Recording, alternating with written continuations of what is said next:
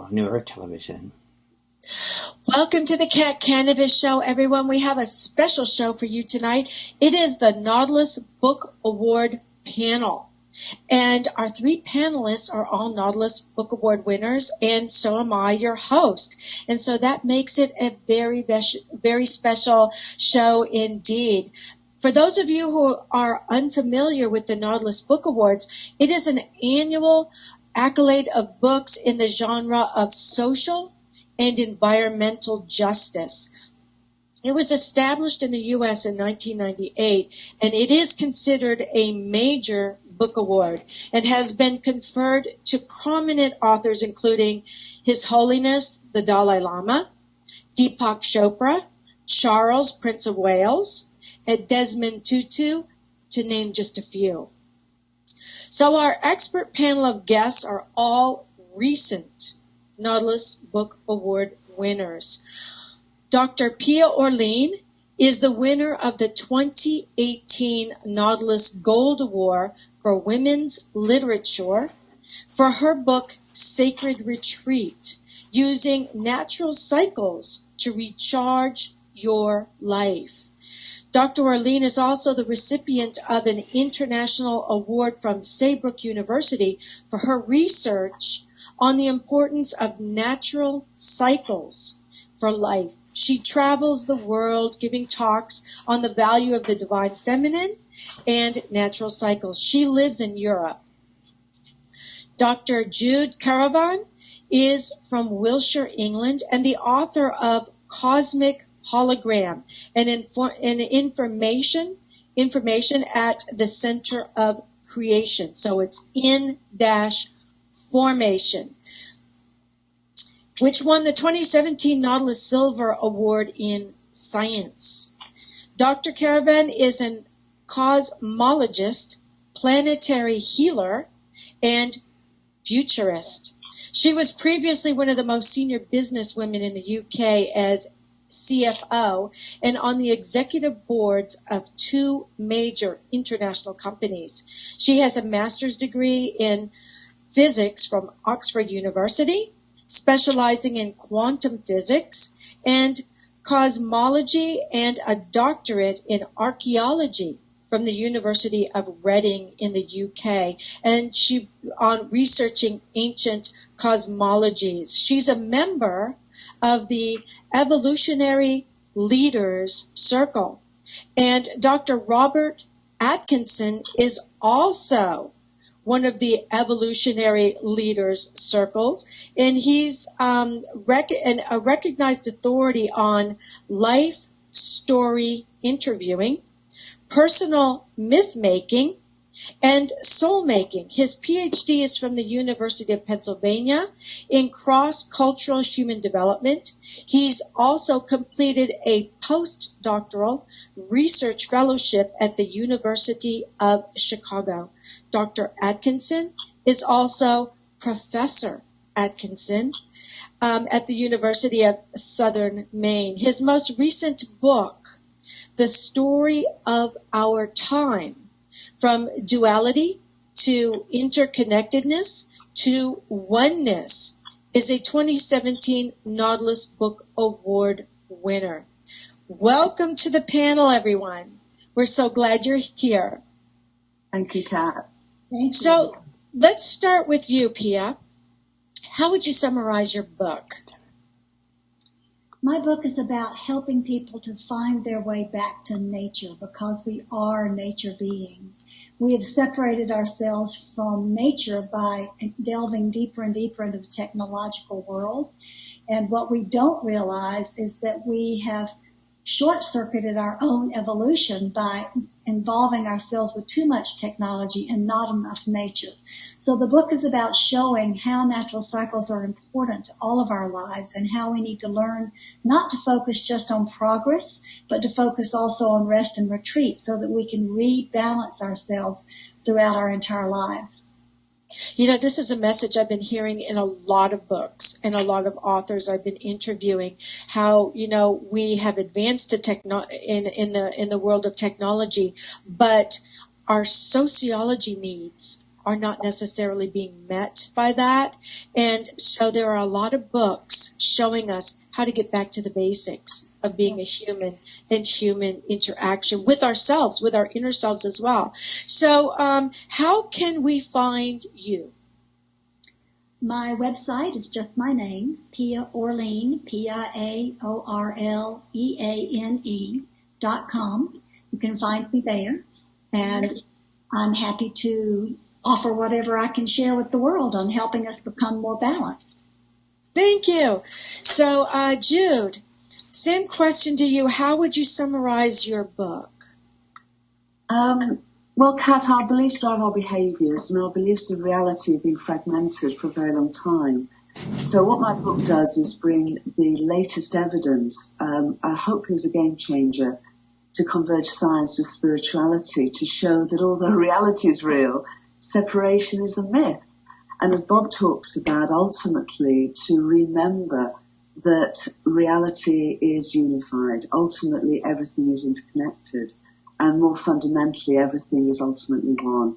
So in healing our beliefs in the nature of reality, I hope the book can help change our behaviors so that we actually come back to what Pia is talking about, and understanding that we and nature are all part of the same living universe, that we and nature and each other are part of the oneness of all reality. And it actually offers the latest scientific evidence across all scales of existence and numerous fields of research that's finally now available to show that that is the truth. And it really is. You know, in my book that won the Nautilus Book Award, Surviving Cancerland, it's all about how our dreams are connected to oneness, and we should be using those to help us on the earth plane. So everything you're saying, I so believe in it because it's been proved to me. My dreams actually diagnosed my cancer, which was then validated by pathology reports. And that's basically the message. Isn't it amazing that oneness? So how can we find you? You can find me two ways: on my website, which is, again, as Pia said, my name, which is www.judecurrivan.com. But also a year ago when the book was launched, I co-founded something called the Whole World View to show the evidence that the science is now converging with spirituality to reveal a cosmology of consciousness. You know, that mind and consciousness isn't something we have. It's literally what we and the whole world are. And that is www.wholeworld, WHOLEWORLD-view.org. Now I'm very excited about that whole thing right there. So, Bob, tell us, how would you summarize your book? Thanks, Kat. Yeah, it's great to be with you and with Jude and Mia as well. The story of our time really takes a big picture perspective of humanity's conscious evolution. And when we do that, when we step back and take a big picture look at creation and reality, what all we see is it's oneness. But that goes back to the reason for that is that the book also kind of starts off with the idea that all things are governed by one universal law. And when we begin with that, then everything else kind of connects from there on. And so part of that universal law is what we can observe all around us all the time, like cycles of growth and maturation followed by decline and renewal. And those cycles are what guides the evolution of humanity and guides the evolution of the universe. And so what's interesting about that is that the first indigenous peoples were able to observe that.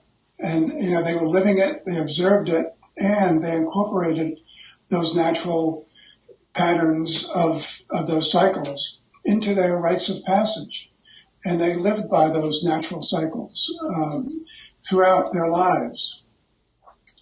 And the other thing that my book does, it kind of goes from there and looks at indigenous peoples as the beginning of a series of vast spiritual epics that have punctuated the conscious evolution of humanity ever since.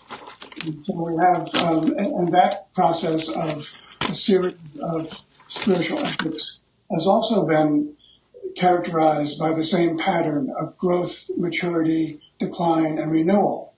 So we have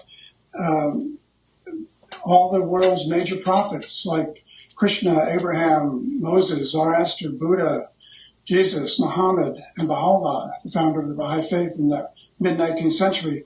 It's difficult to deny that all of them have, each in their own way, changed the course of human life over the past 5,000 years or so. And so that brings us up to the sacred story of our time that we're living today.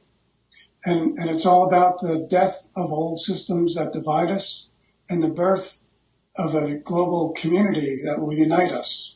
So that's the leap of consciousness that we're already seeing and experiencing and living in our lives today. As you referred to, also it's the moving away from the illusion of separation and embracing the reality of the oneness of not only humanity, but of all creation at the same time. You know, it's amazing the similar thread that runs through all three of these books. And I think the cycles, not only the cycles of our life, but just the cycles of the seasons are so important to us. And so many of us are extremely sensitive. And you hear about it all the time.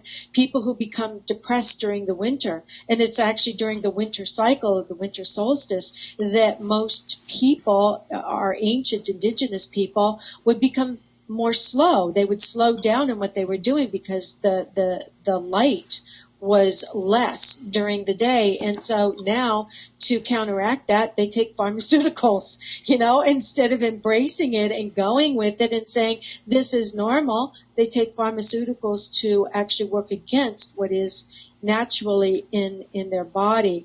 So, Bob, how can we find you?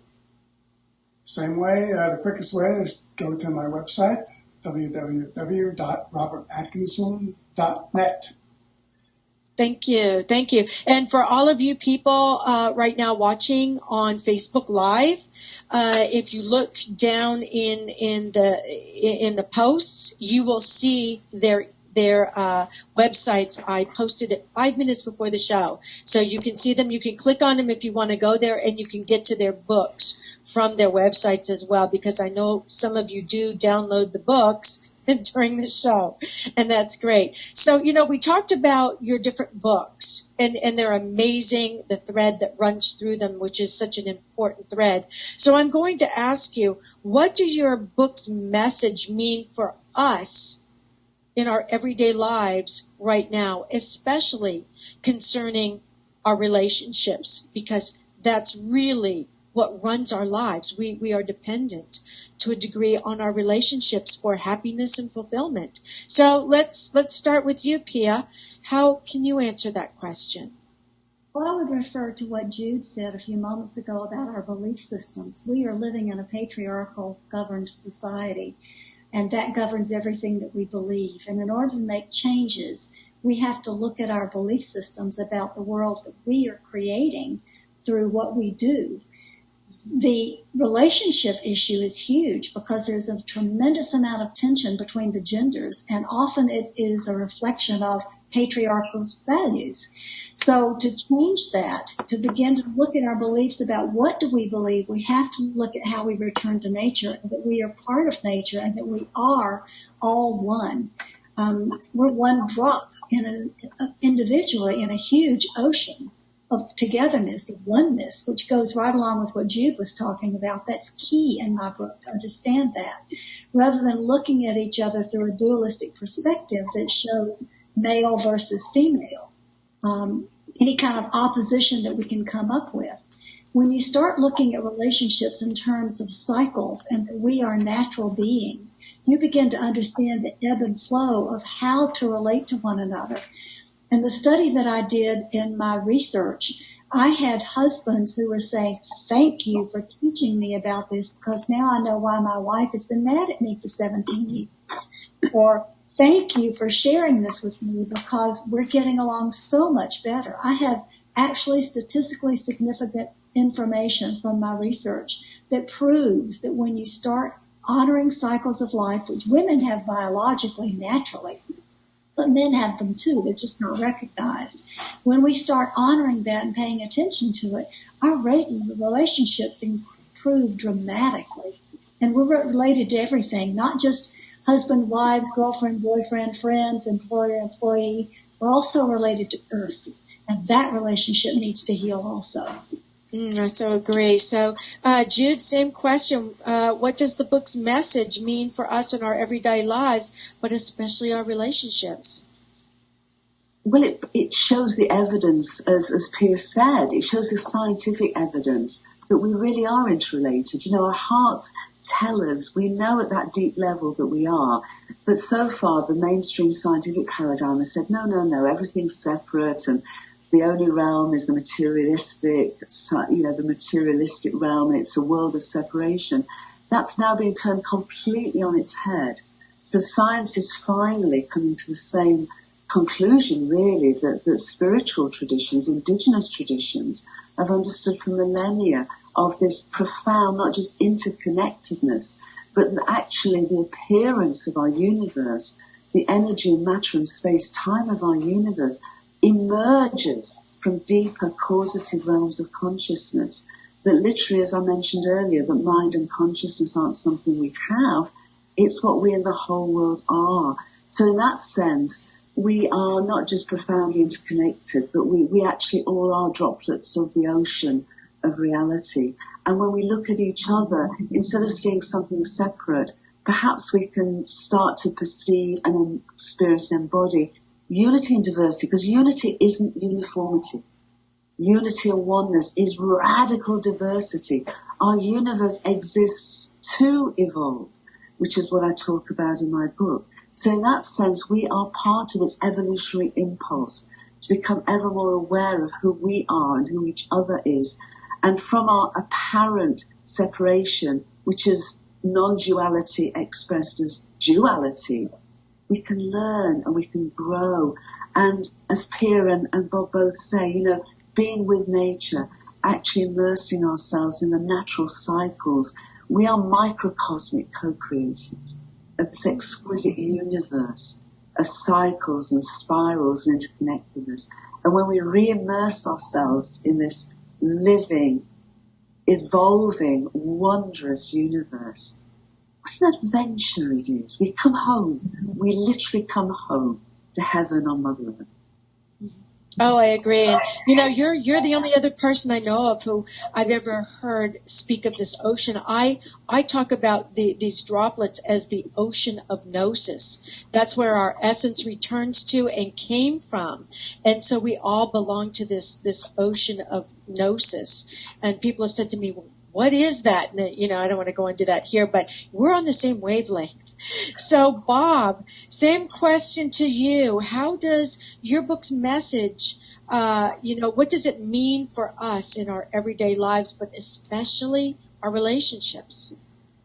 Yeah, well, that's really what the book focuses on. The story of our time is built on 7 unifying principles, and one of those principles is about transformation, the principle and process of transformation. And that principle there is opposition is a catalyst to transformation. So everybody can kind of already knows and can see all around us that we're kind of living right now what we might think of as the dark night of the collective soul.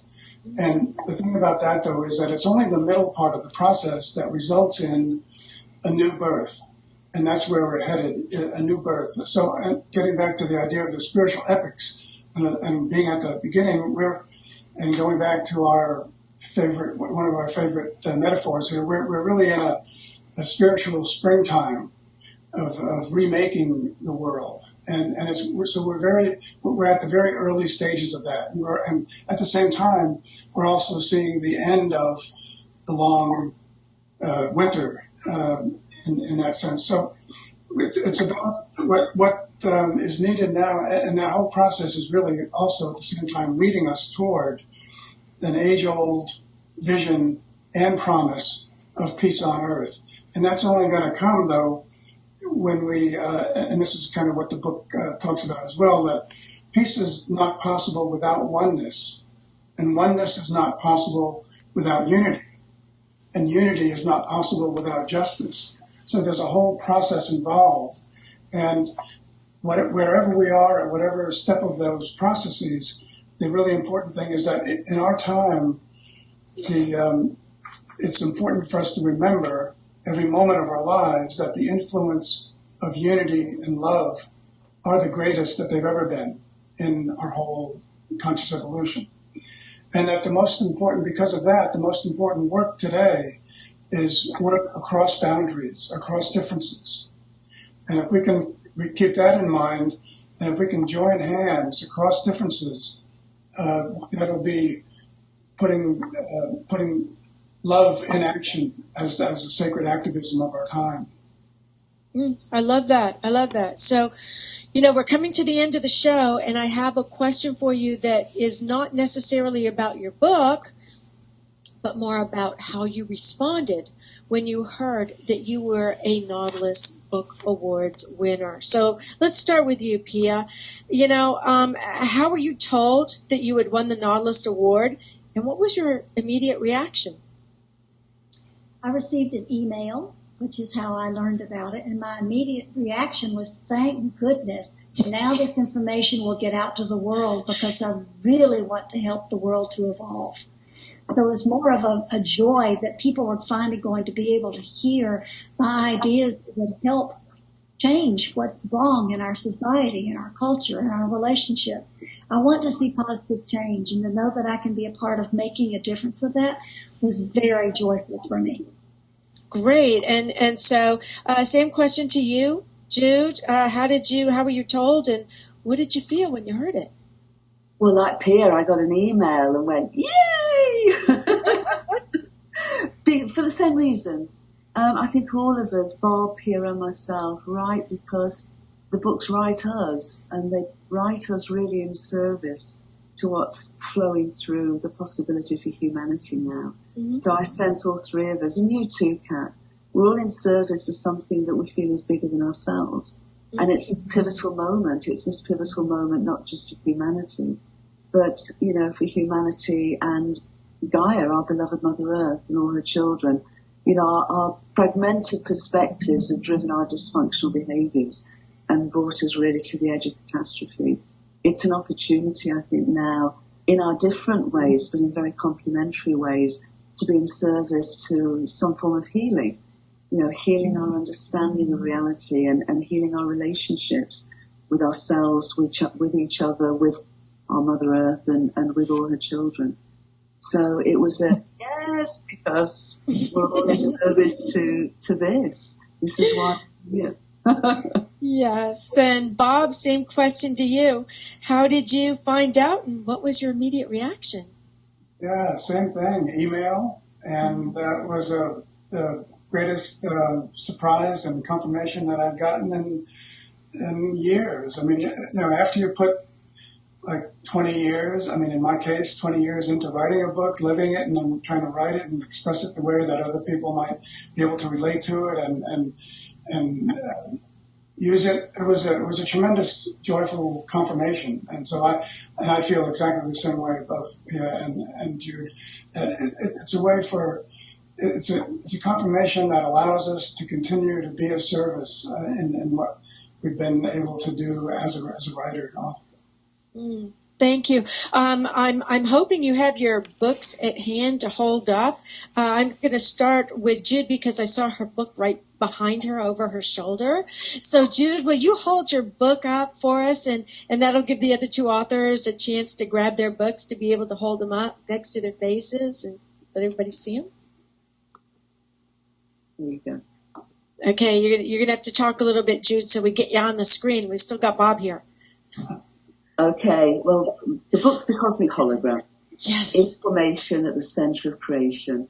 And it really is the big picture book that supports all that both Robert and Pia are talking about, all that we're all talking about. It's the evidence. Finally, I keep saying the book's got your back. Anybody who is a pioneer, anybody who is in their own inner journey, anyone who is serving this remembering of oneness. This book now shows the evidence that that is not just hope and faith. It is the nature of reality itself. That is a beautiful book. That really is a beautiful cover. Pia, do you have your book to hold up so we can all see it? Yes. Can you see? You're going to have to talk a little bit, Pia, so we get you on the screen. I'm here. Can you see it? Yes. Oh, beautiful. Beautiful. Move it over just a little bit. Oh, beautiful. That is a gorgeous book. Thank you. And it's even got your Nautilus Award on it. It does. Okay, and Robert? Bob? Professor Bob. It looks backward from where I'm sitting, but maybe. No, it looks good. It's all right here. Mine's backwards, but I think it's okay. Yeah. So Bob, hold yours up again, and say something, because we've got Jude back on. Yeah, it's been as the old cliche goes, a labor of love to put this together and get it out there, and it's such a icing on the cake to have the Nautilus Award as confirmation and help to get it to have to interest others in reading it. And so I think this is written in a way that will make it seem more understandable how we can not only understand what is going on around us, but how we can become part of the process and contribute to it as well. Can you put your book over on the other side just to be sure that my picture isn't over? There we go. That's great. Put your little head over here. Perfect. Okay. The story of our time, from duality to interconnectedness to oneness. Love it. Well, I want to thank all three of you for being on the show tonight. It's been a great show, and I want to thank our audience for listening in. This show will be turned into an article for Biz Catalyst 360, and it will be blogged on Pathos as well. So I hope you will all watch for those on my social media pages. And I want to thank you, Pia, Jude, and Robert, for being on the show with us tonight. Thank you. It's wonderful to be with you and to be with Bob and Pia. Great. Thank you.